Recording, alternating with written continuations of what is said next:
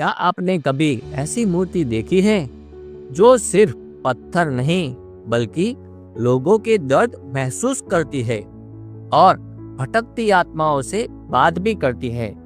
कहते हैं इस मंदिर की सीमा में कदम रखते ही सबसे भयानक आत्माएं भी डर से चीखने लगती है, क्योंकि यहाँ बैठते हैं कष्टभंजन देव सारंगपुर वाले हनुमान जी। सर्वोपरि पूर्ण पुरुषोत्तम भगवान श्री स्वामी नारायण के लगभग 3000 से भी अधिक संत देश प्रदेश के गांवों में सत्संग का प्रचार करते हुए विचरण करते थे। वे सारंगपुर में भी पधारते थे। इसी सारंगपुर गांव में लगातार 3 वर्षों तक प्रसन्नता और समृद्धि नहीं रही। हर जगह दुख और कष्ट फैल गया था। इसका कारण ये था कि गांव वालों से अनजाने में भगवान स्वामी नारायण के किसी संत का अपराध हो गया था। इसी बीच एक दिन भगवान स्वामी नारायण के अनन्य भक्त और महंत योगी अक्षर मूर्ति सदगुरु श्री गोपालनंदन स्वामी अपने भ्रमण के दौरान सारंगपुर की दिशा में लौटते हुए गांव में पधारे। अब सारंगपुर के जीवा खाचर, जो भगवान स्वामी नारायण के अनन्य भक्त थे, और उनके पुत्र भागा खाचर को सूचना मिली कि गोपालनंदन स्वामी इस समय बोटाद में हैं। ये सुनकर गांव के 5-10 लोगों को साथ लेकर स्वामी के दर्शन के लिए निकल पड़े। स्वामी के पास पहुंचते ही उनके सामने बैठ गए और आंखों में आंसू भरकर बोले, स्वामी, हमारे सारंगपुर गांव में वर्षों से वर्षा नहीं हुई। लोग और पशु भारी कष्ट में हैं। ऊपर से संत भी वहां नहीं आते। भावुक होकर जीवा खाचर बोले, स्वामी, आप समर्थ है, कृपा कीजिए, हमारे गांव की रक्षा कीजिए और सारंगपुर पधारिए। उनकी विनती सुनकर गोपालनंद स्वामी सारंगपुर पधारे। गांव में घूमते घूमते स्वामी को एक बड़ा सा पत्थर दिखाई दिया। स्वामी ने उस पत्थर पर हाथ रखकर पूछा, ये किसका है? वागा खाचर ने उत्तर दिया, स्वामी, ये मेरे पिताजी का है। उन्होंने धर्म के लिए प्राण त्याग दिए थे। उसी की स्मृति में यह पाल्या रखा गया है। स्वामी बोले, तब इस पत्थर पर हनुमान जी की दिव्य मूर्ति बनवाते हैं।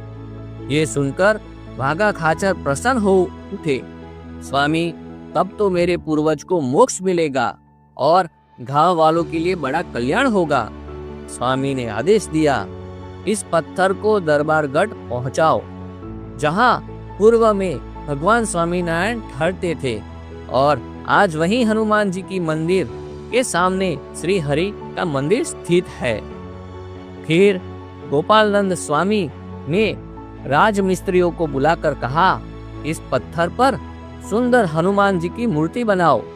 कड़ियों ने हाथ जोड़कर कहा, स्वामी, हम तो बस दीवारें बनाना जानते हैं, हमें मूर्ति बनाना नहीं आता। स्वामी मुस्कुराकर और बोले, मेरी आज्ञा है, मूर्ति तुम्ही से ही बनेगी। उन्होंने कागज पर हनुमान जी का चित्र बना कर दिया। ठीक ऐसे ही बनाना। स्वामी के आशीर्वाद से कुछ ही समय में मूर्ति बनकर तैयार हो गई।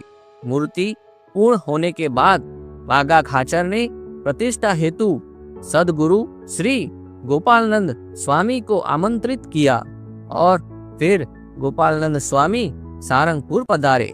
विक्रम संवत 1904 आसो वद पंचम के पावन दिवस पर सारंगपुर में हनुमान जी की प्रतिष्ठा का शुभ मुहूर्त आया। हजारों लोग एकत्रित हुए।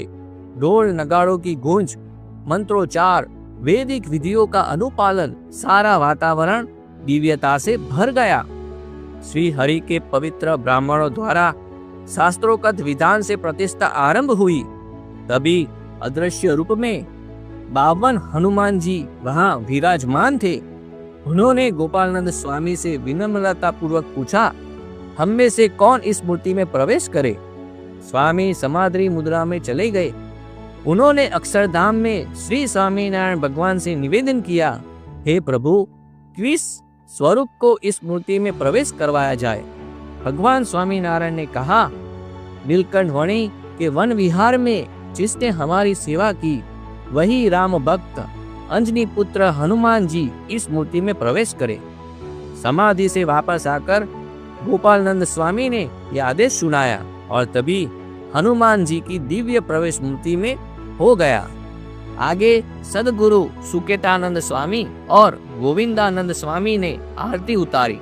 उस समय गोपालनंद स्वामी ने अपनी विशेष दिव्य लकड़ी एक छोर अपने दाहिने जंघा पर और दूसरा छोर दाहिने पैर के अंगूठा पे टिकाया। वे त्राटक करते हुए हनुमान जी की मूर्ति में प्राण प्रतिष्ठा करने लगे और फिर पूरी मूर्ति कांपने लगी। मूर्ति से पसीना बहने लगा, चारों ओर तेज प्रकाश फैल गया। हनुमान जी का मुख स्वयं खुल गया और भीतर से ध्वनि सुनाई देने लगी। दर्शक विस्मित हो उठे, कई लोग तो भय से कांपने लगे। धोलेरा के घरसिया भोजा भाई जो स्वामी के निकट खड़े थे, विनती करते हुए बोले, स्वामी, इतना ऐश्वर्य मत दीजिए। अन्य तीर्थ जैसे धोलेरा धाम के मदन मोहन जी महाराज, गढ़पुर के गोपीनाथ जन महाराज, इनके दर्शन के लिए कोई नहीं जाएगा, इनकी महिमा कम हो जाएगी। स्वामी ने तुरंत अपनी दृष्टि संकलित कर ली। बचा हुआ ऐश्वर्य उन्होंने इसी दिव्य लकड़ी में समेट लिया। स्वामी बोले, भोजा भाई, यदि तुमने मेरा ध्यान न हटाया होता तो ये मूर्ति बोलने लगती।